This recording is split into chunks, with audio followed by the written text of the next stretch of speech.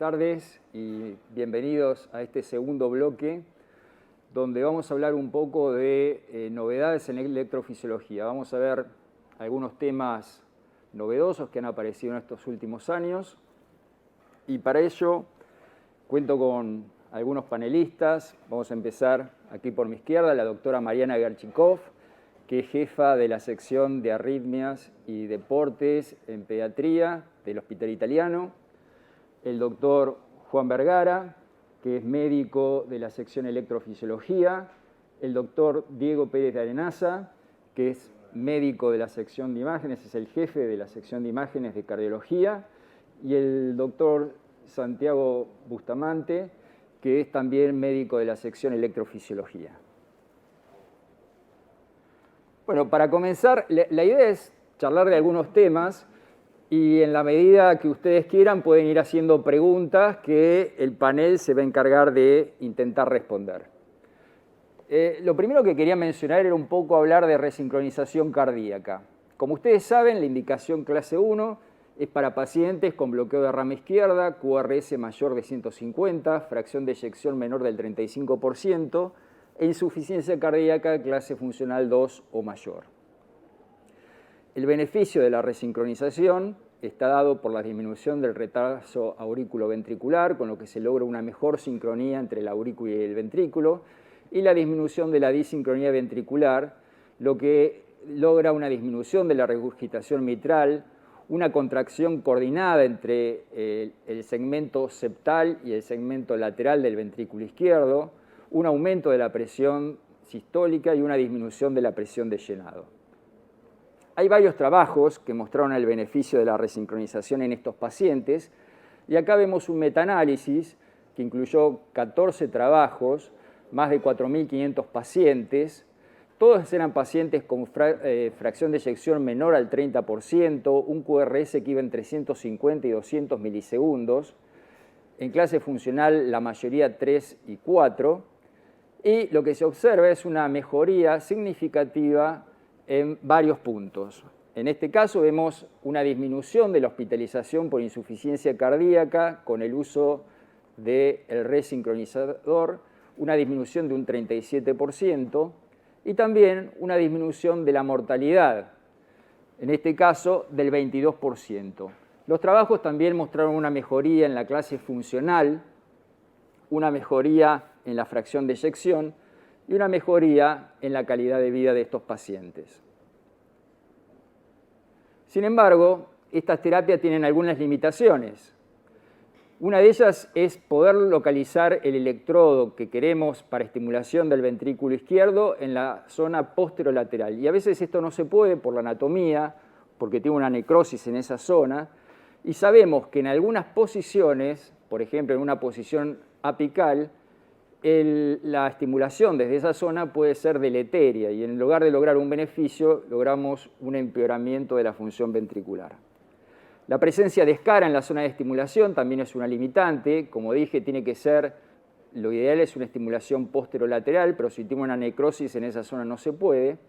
La estimulación auricular, hay algunos pequeños trabajos que muestran que estimulando la aurícula se produce un retraso de la aurícula izquierda, lo que haría que el llenado del ventrículo izquierdo fuera peor, y la importancia de la optimización del intervalo aurículo-ventricular, que esto se puede hacer a través del eco o a través de algoritmos que tienen los resincronizadores actuales. Recordemos que lo ideal es que la mayoría de los latidos sean estimulados en el ventrículo izquierdo, pero tenemos que lograr un tiempo aurículo-ventricular lo suficientemente prolongado como para lograr un buen llenado de los ventrículos. Varios trabajos mostraron que estimulando el ventrículo izquierdo desde el seno coronario, desde dos puntos diferentes, lograban una mejoría.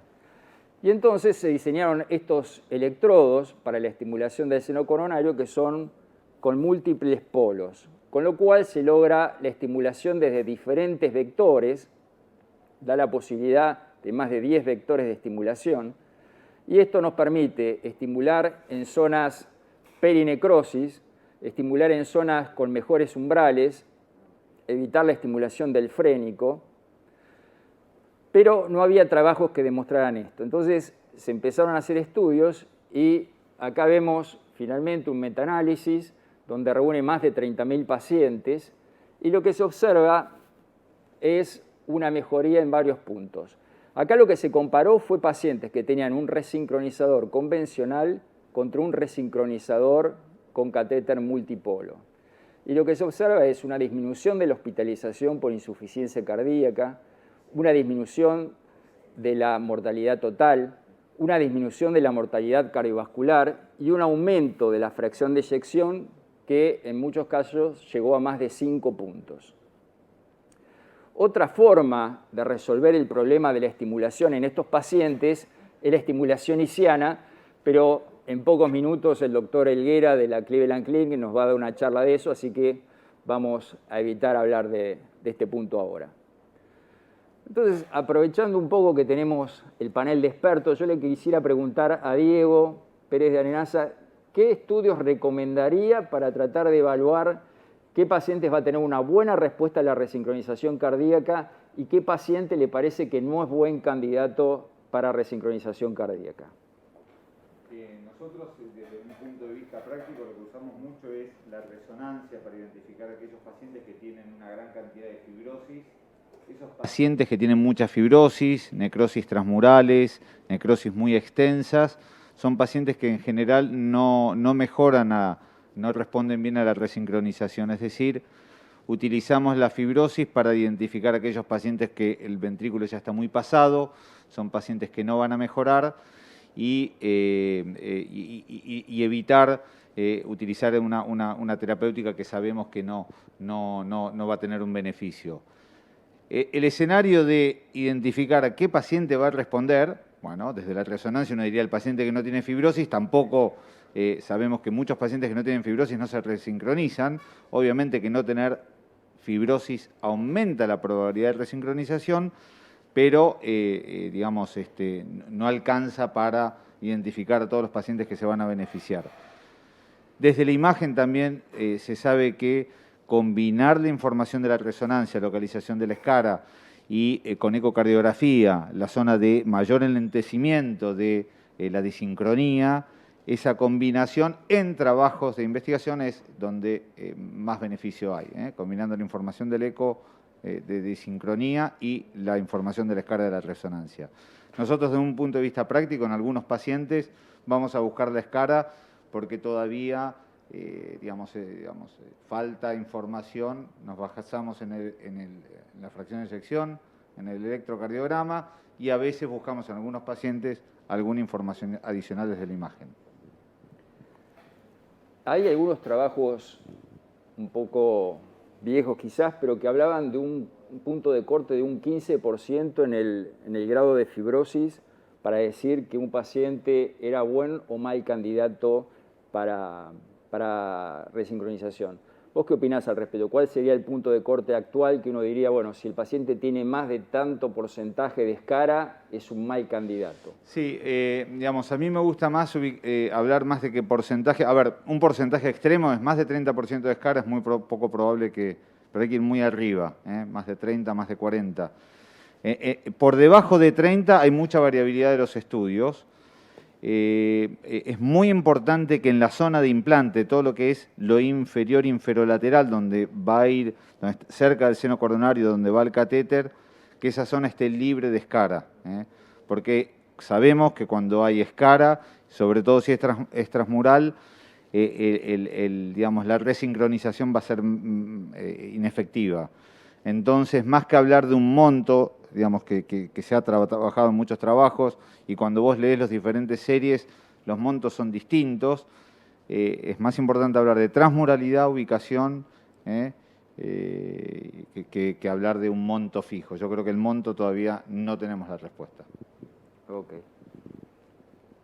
Este es un ejemplo de un paciente en donde, si ustedes ven, es un paciente que está muy dilatado, tiene una fracción de eyección de 16%, volúmenes ventriculares muy, muy dilatados, y si ustedes ven en las imágenes de abajo, del panel de abajo, que son las imágenes del realce tardío, tenemos una gran escara en varios sectores, sobre todo toda la cara lateral, inferolateral, está con una escara digamos, con gadolinio, con una secuela de infarto.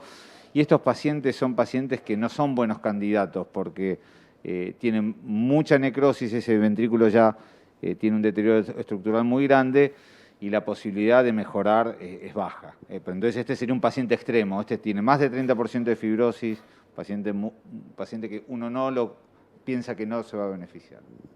Perfecto, muchas gracias, Diego. El otro tema que me parecía interesante comentar es un poco el cambio que hay en las guías en cuanto a la indicación clase 1 de cardiodefibrilador como prevención primaria. Y este cambio se ve fundamentalmente en pacientes que tienen cardiomiopatía no isquémico-necrótica. Y se basó un poco en estos trabajos que quería mencionar. Este es un trabajo bastante conocido, que se llama Danish, donde se comparó pacientes que tenían miocardiopatía no isquémico-necrótica, 550 pacientes en cada rama, y lo que se evaluó fue el beneficio del cardiodefibrilador en este tipo de pacientes. Eran todos pacientes con clase funcional 2-3, que tenían insuficiencia cardíaca, que tenían una fracción de eyección menor del 35% y, como mencioné antes, cardiopatía no isquémico-necrótica. A un grupo se le hizo un tratamiento convencional con drogas, mientras que al otro grupo se les colocó un cardiodefibrilador.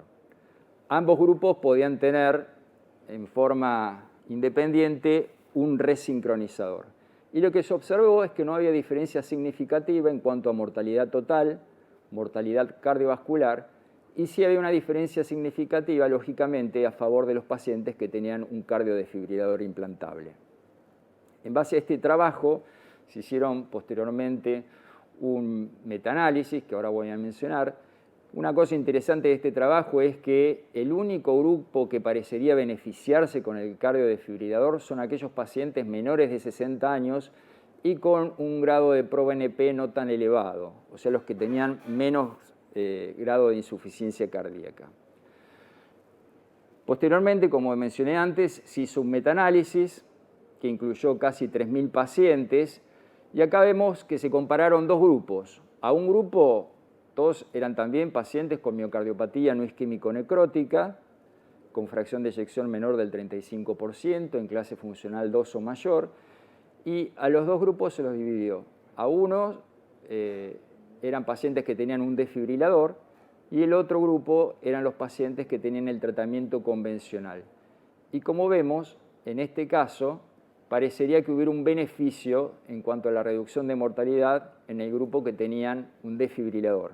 Sin embargo, cuando a los grupos se los divide de una forma diferente, se los divide en pacientes que tienen cardiodefibrilador más terapia de resincronizador o pacientes que tienen solo terapia de resincronización, no se ve una diferencia significativa. Es decir, que en este trabajo se concluye que los pacientes que tienen un cardiodefibrilador con resincronizador o un resincronizador solo no tendrían diferencia significativa en cuanto a mortalidad. Entonces, en base a esto, las guías de este año presentadas en el Congreso Europeo nos dicen que los pacientes que tienen cardiopatía isquémico-necrótica en clase funcional 2 o mayor, de etiología isquémica con fracción de eyección menor del 35%, tienen indicación clase 1 de desfibrilador. Mientras que los pacientes que tienen cardiopatía no isquémico-necrótica, fracción de eyección menor del 35% y clase funcional 2-3, tienen una indicación de cardiodefibrilador tipo 2A, con lo cual vemos que ha descendido de clase 1, como era antes, a clase 2A. Y acá, aprovechando nuevamente al jefe de imágenes, le preguntaría, ¿todas las cardiopatías no isquémico-necróticas son iguales? ¿Uno podría esto ampliarlo a todos los pacientes o debería hacer alguna diferenciación? ¿Qué te parece? Sí, creo que es muy atinada la pregunta y el DANI ya ha generado, está claro que los pacientes con cardiopatía isquémico-necrótica se tiene un beneficio bien manifiesto con el desfibrilador. Y los de no isquémico-necrótica, creo que hay que hacer algunas distinciones. Si podemos pasar la próxima diapositiva, no todos los pacientes con miocardopatías no isquémicas son iguales. A la izquierda ustedes ven un paciente con una clásica miocardiopatía idiopática. Estos pacientes, en el 70% de los individuos que tienen una miocardiopatía idiopática, no tienen gadolinio, la cantidad de gadolinio que tienen es mucho menor que en otras patologías. Pero nosotros sabemos patologías no isquémico-necróticas que son muy arritmogénicas. Sarcoidosis es una de ellas, hay guías específicas para sarcoidosis, en donde digamos, está bien especificado cuándo colocar un desfibrilador, porque la muerte súbita es una complicación muy común en estos pacientes. La enfermedad de Chagas, la Argentina es una zona endémica de Chagas. Digamos, nosotros, por más que no vivamos en zonas endémicas, todos hemos transitado zonas endémicas en algún momento de nuestra vida. Entonces, identificar a un paciente con Chagas, estos pacientes tienen mucho riesgo de muerte súbita y hay que tenerlo siempre presente. Y después otras enfermedades, ¿no?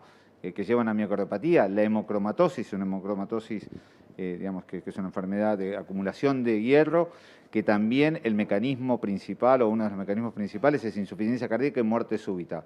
No es todo lo mismo. Yo creo que Danish probablemente, eso no está descrito y digamos, no está en el estudio, pero el Danish yo creo que no engloba a todas las pacientes con miocardiopatía no isquémico-necrótica, y estos tres grupos que yo les estoy mostrando en esta diapositiva son grupos donde uno tiene que tener especial atención y por lo menos descartar que no sean algunos de estos grupos. ¿Por qué? Porque se acompañan de mucha muerte súbita los pacientes que tienen estas cardiopatías. Y para cerrar, la guía de insuficiencia cardíaca en el diagnóstico etiológico tiene una tabla, la tabla 5, en donde es muy detallada en todos los diagnósticos diferenciales que uno tiene que hacer para ponerle el sello de una enfermedad específica. O sea que el esfuerzo que tenemos que hacer es identificar causa específica, porque ahí el tratamiento específico nos va a determinar en cuánto podemos beneficiar al paciente y qué droga o tratamiento adecuado para su patología podemos hacer. Pero no es solamente poner un rótulo de insuficiencia cardíaca, miocardiopatía dilatada, sino ir a buscar la causa específica. Muchas gracias, Diego.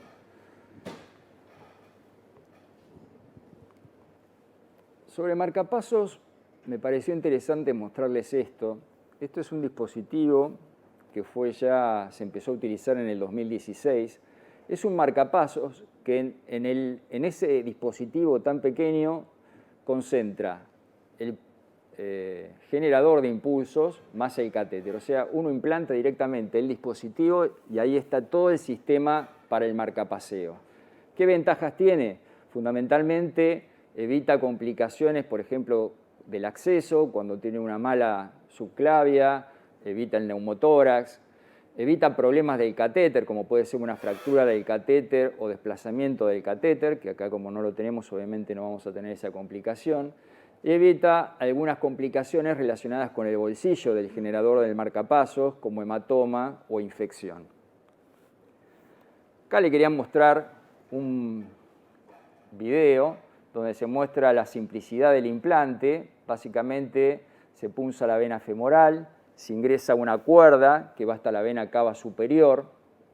A través de esta cuerda se va a ingresar una vaina.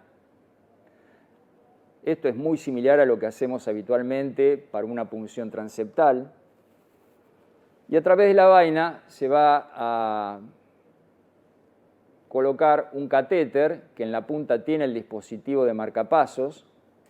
Este catéter es un catéter deflectable, con lo cual fácilmente podemos pasar a través de la válvula tricúspide y colocarlo en la zona del ventrículo. Habitualmente se coloca en una zona donde haya bastante trabeculado para lograr una mejor fijación.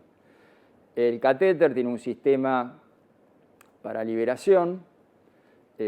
Primero se libera el dispositivo, se abren las anclas que tiene. Acá vemos una imagen hecha en un corazón de cerdo, donde se ve cómo queda el dispositivo en el trabeculado. Se hacen algunas pruebas para corroborar la fijación. Hubo al principio algunos desprendimientos de este dispositivo, por lo cual es muy importante asegurar que la fijación es correcta, y una vez que uno comprueba todo esto, puede chequear el umbral y si el umbral es adecuado, liberar el dispositivo. Esto lo muestro porque es probable que en los próximos meses ya tengamos disponible este sistema de marcapaseo en Argentina por lo cual me parece interesante conocer de qué se trata. El buen candidato para el implante de estos dispositivos son los que tienen un acceso venoso subclavio difícil o ausente, porque como vimos entra a través de la vena femoral, los que tienen historia de complicaciones con marcapasos convencionales, especialmente infecciones, los que tienen riesgo elevado de complicaciones o de disfunción de la válvula tricúspide, porque tienen regurgitación severa o porque tienen válvula tricúspide reconstruida. Y los posibles candidatos para el implante serían los que hacen actividades deportivas frecuentes que estresa el hombro, como el golf, la caza, o que tienen varios factores de riesgo para infección del dispositivo, como ser diabéticos, disfunción renal, hemodiálisis, uso crónico de corticoides, inmunodeprimidos, etc. Acá se muestra una curva del crecimiento que ha tenido el uso de dispositivos, esto es en Estados Unidos. Desde el 2016 al 2018 vemos un crecimiento trimestral muy importante y esto se presentó en el Congreso Europeo ahora en el 2021, el mes pasado, y lo que muestra es la comparación entre dos poblaciones con marcapaseos. BBI en un caso y con el marcapasos sin cable en el otro. En general eran poblaciones muy similares, con la diferencia de que quizás la población que recibía el marcapasos sin cable era un poco más enferma. Y lo que se ve es una reducción con estos marcapasos sin cable del 38% en las reintervenciones y un 31% en las complicaciones crónicas. Algo que quería mencionar, que no mencioné antes, fue que inicialmente los marcapasos eran para estimulación unicameral, solamente estimulaban el ventrículo, pero en la actualidad los nuevos marcapasos, a partir del 2020, tienen la capacidad de censar la actividad auricular. No censan la actividad eléctrica, sino que censan la actividad mecánica de la aurícula y de esa forma pueden sincronizar la contracción auricular con la estimulación ventricular y lograr entonces una adecuada contracción de aurícula y de ventrículo. Con respecto a fibrilación auricular, un trabajo interesante que fue publicado el año pasado es el AFNET, donde se compararon dos poblaciones. Una se le hacía tratamiento convencional y un tratamiento más agresivo para control del ritmo en estos pacientes con fibrilación auricular. Uno podría decir, bueno, pero es un trabajo muy similar al AFIRM. La diferencia que tiene con el AFIRM es que primero en ninguno de los grupos, tanto en el que se hizo el control del ritmo como en el que se hizo el control de la frecuencia, dejaron de tomar el tratamiento anticoagulante. La otra diferencia significativa con el AFIRM es que los pacientes eran detectados precozmente y todos estos pacientes incluidos tenían menos de un año de antigüedad de la fibrilación auricular.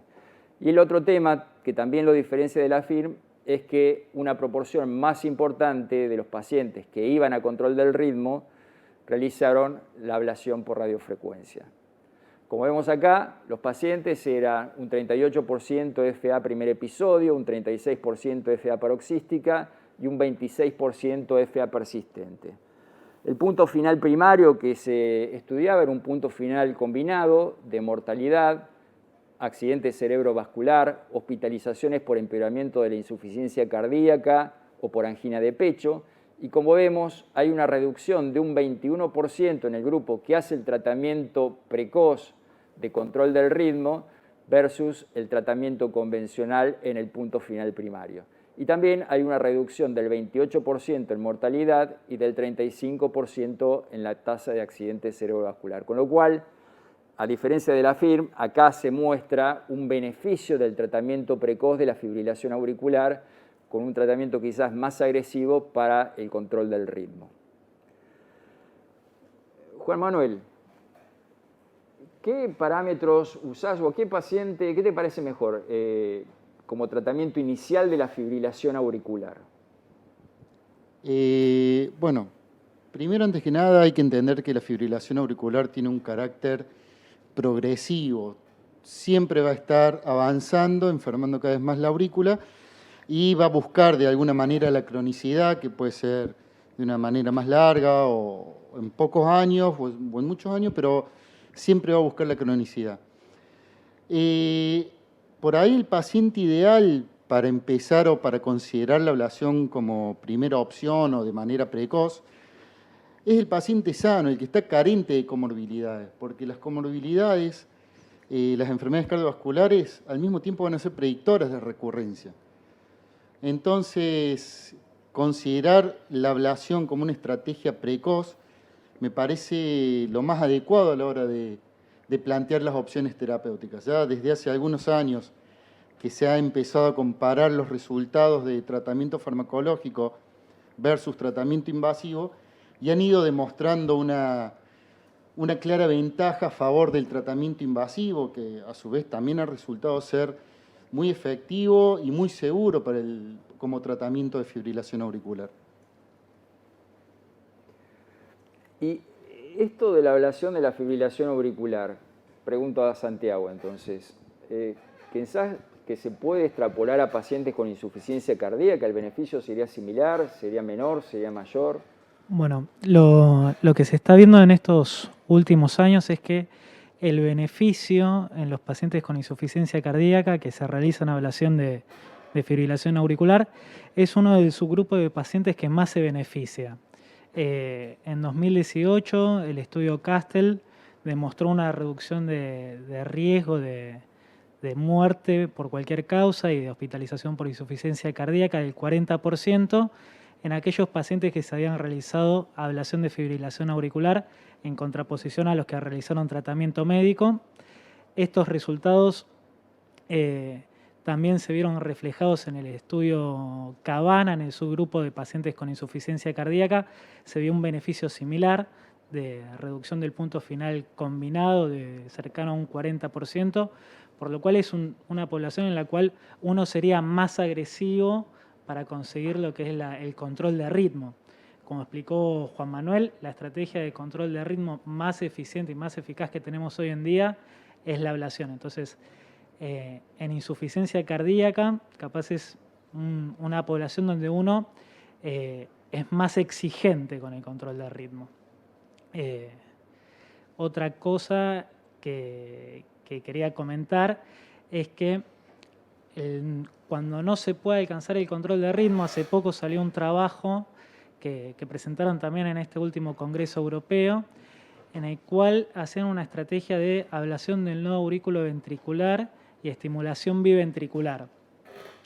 Es un trabajo de 140 pacientes en el cual randomizaron pacientes a una estrategia de control de frecuencia versus una estrategia de ablación del nodo AB y estimulación biventricular, y se vio que hubo una reducción significativa de la mortalidad en los pacientes en los cuales se realizaba ablación del nodo AB y la estimulación biventricular, lo cual apoya esta idea de que si uno logra un ritmo regular, idealmente con ablación en restauración del ritmo sinusal, o mediante una estrategia de ablación y estimulación. Diego, ¿cómo evaluarías vos con imágenes el estado de la aurícula? Hay varios trabajos que mostraron que el grado de fibrosis de la aurícula tienen que ver con, como mencionó también Juan Manuel antes, cuanto más enferma está la aurícula, menor posibilidades de mantener el ritmo sinusal. Y la ablación no escapa de esta regla: cuanto más enferma, más grado de fibrosis tiene la aurícula, menor tasa de éxito o mayor tasa de recidiva de fibrilación auricular posablación por radiofrecuencia. Los estudios de resonancia mostraron que la fibrosis es un predictor en el seguimiento, pero no sirvieron para mostrar que si uno ablaciona esas zonas que tienen más fibrosis, tiene un mejor resultado de la ablación. El gold estándar sigue siendo desconectar las venas pulmonares. ¿Hay algún estudio que vos sugerirías para decir que evalúo mejor el pronóstico de la ablación de FA? Me gustaría decirte que sí, que hay que evaluar la fibrosis. Sabemos que cuanto más grande y más fibrosa está la aurícula, menos chances de mantener el ritmo sinusal. Hubo un score, el score de UTA hace tiempo, que digamos es difícil de reproducir por otros grupos y digamos hoy no está en uso, digamos, en donde se estratificaba los niveles de fibrosis que tenía la aurícula. Y la aurícula tiene una gran dificultad. La aurícula es una cavidad con espesores muy delgados que están muy próximos a la resolución que tienen los resonadores para poder, cuantificar la escara sobre la pared auricular. Así que es un desafío, o sea que el camino de la fibrosis con resonancia todavía necesita mayor trabajo para poder, tener alguna conclusión sobre los pacientes. Obviamente que a los pacientes, cuando uno quiere ver la posibilidad de ablación, es muy importante tener una buena imagen anatómica. Nosotros utilizamos mucho la tomografía, porque eso nos permite ver las venas pulmonares, ver si hay alguna anatomía particular. Hay veces que hay una quinta vena pulmonar que puede escaparse y puede ser origen de un gatillo. O hay veces que dos venas pulmonares tienen como un tronco común. Entonces, bueno, esa anatomía particular quizás en el momento de hacer la ablación es importante para saber hasta dónde hay músculo y hasta dónde hay vena pulmonar. Entonces, tener una buena anatomía, que con la tomografía nosotros la tenemos, creo que contribuye a poder identificar las venas bien y poder hacer una ablación efectiva. Mariana, ¿cómo valoramos a los niños predeportivamente para que cuando quieran hacer un deporte por el riesgo de muerte súbita? Bueno, es una pregunta muy interesante porque te diría que no tiene una única respuesta. La muerte súbita durante el deporte en los niños es un evento poco frecuente, pero es devastador. Y en base a eso se han propuesto, al igual que en adultos, distintas estrategias para intentar detectar niños que tengan condiciones, en este caso cardíacas, preexistentes y severas, que puedan predisponer a la muerte súbita durante el campo de juego. Y yo diría que hay dos estrategias transatlánticas. Una es la estrategia de Estados Unidos, que propone una valoración clínica que incluya un interrogatorio completo con antecedentes personales y familiares, especialmente destinados a buscar la presencia de síncope, en especial con el ejercicio, antecedentes familiares de muerte súbita, y un examen físico completo en el que se puedan identificar, por ejemplo, diferencias de pulsos entre miembros superiores e inferiores o estigmas de Marfan, que eso siguen las recomendaciones de la American Heart Association y de la Academia Americana de Pediatría. En Estados Unidos no se incluye el electrocardiograma de rutina como recomendación por una cuestión fundamentalmente de costos, ya que se estima que más de 2 billones de chicos se incorporan anualmente a las distintas actividades. Entonces, hacer un screening con electro puede llevar a más estudios y a un costo muy alto, costo-beneficio inefectivo por vida salvada. Mientras que en Europa el approach es diferente.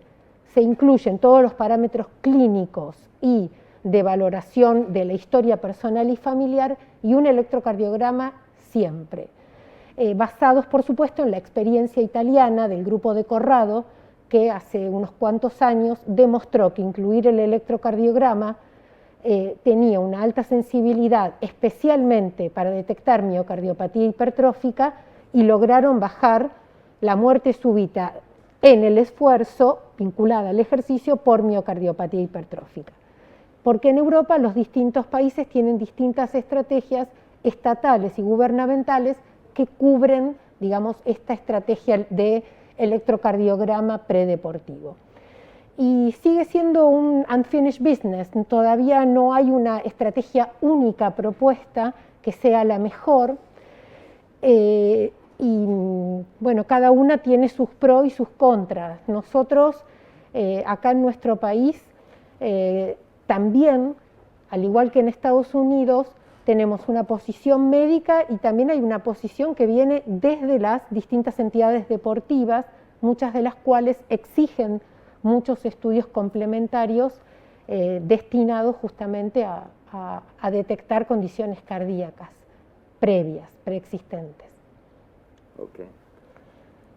Te invito, Mariana, a ver tu presentación. Bueno, muchas gracias.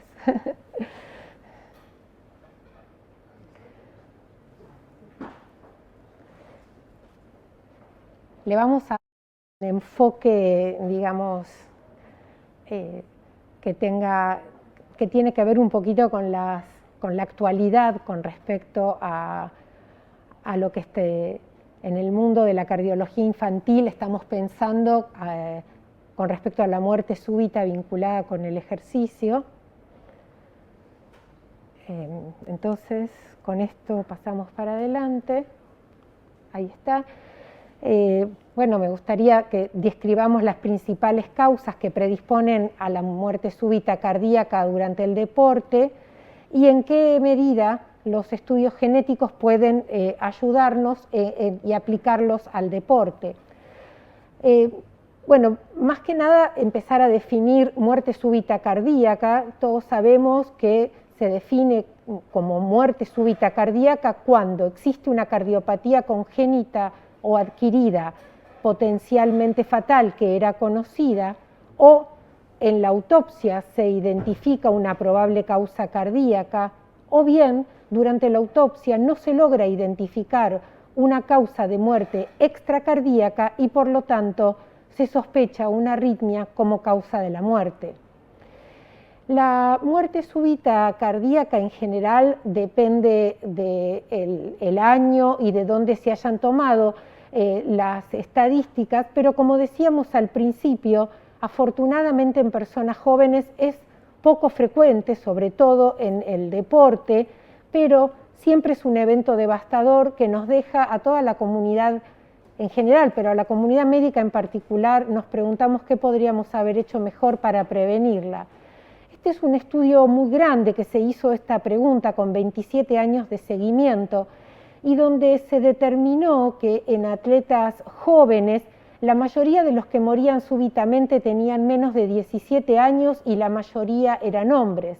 Y a su vez, cuando miraron las causas, la mayoría eran casi el 60% de estos jóvenes atletas morían por una causa cardiovascular y la mayoría a su vez lo hacía durante el ejercicio.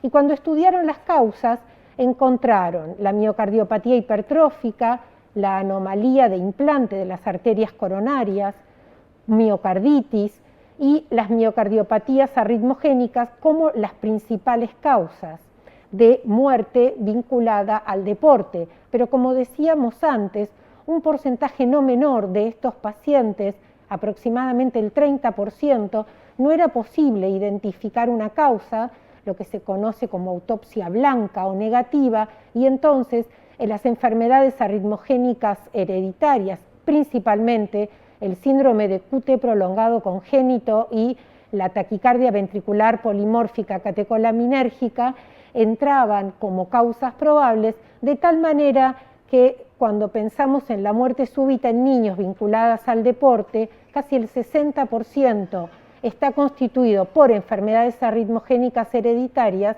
y lo importante de entender esto es que la muerte súbita cardíaca en el ejercicio puede ser la primera y la única manifestación de la enfermedad. Y es por esto que cuando lamentablemente un hecho como este sucede, es importante que hagamos una autopsia para tratar de identificar la causa. No solo para dar una respuesta a la familia y entender por qué falleció ese joven atleta, sino también porque sabemos que este tipo de enfermedades suelen ser hereditarias y se transmiten con un patrón que se llama o se conoce como autosómico dominante, y quiere decir que cuando una persona está afectada puede transmitir la afección genética a su descendencia con una chance del 50% sin importar el sexo, pero que las manifestaciones pueden tener severidad variable tanto en la persona como en su descendencia. Y por eso, si logramos identificar a la persona con una entidad arritmogénica y hacer un estudio genético diagnóstico, podremos estudiar al resto de sus familiares y aquellos que resulten negativos, liberarlos del riesgo de la enfermedad y de la muerte súbita, mientras que aquellos que resulten positivos podremos establecer conductas de prevención específicamente con respecto al deporte. Por eso es una indicación clase 1A cuando sospechamos alguna de estas entidades.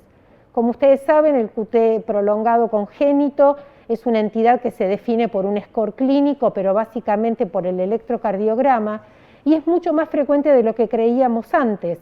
Gracias a los estudios genéticos, la frecuencia estimada es de 1 en 2500, 3 veces más frecuente que la leucemia infantil, y es importante conocer esta entidad porque hay un subtipo de QT, el tipo 1, que específicamente se manifiesta con arritmias ventriculares fatales desencadenadas por el ejercicio, que por distintos motivos en estos pacientes genera una arritmia ventricular letal, especialmente cuando nadan, y es por esto que sabemos que los eventos fatales son 10 veces más probables durante la natación en los pacientes con un QT tipo 1 que tipo 2 o 3, por eso entenderlos, conocerlos y subclasificarlos es fundamental.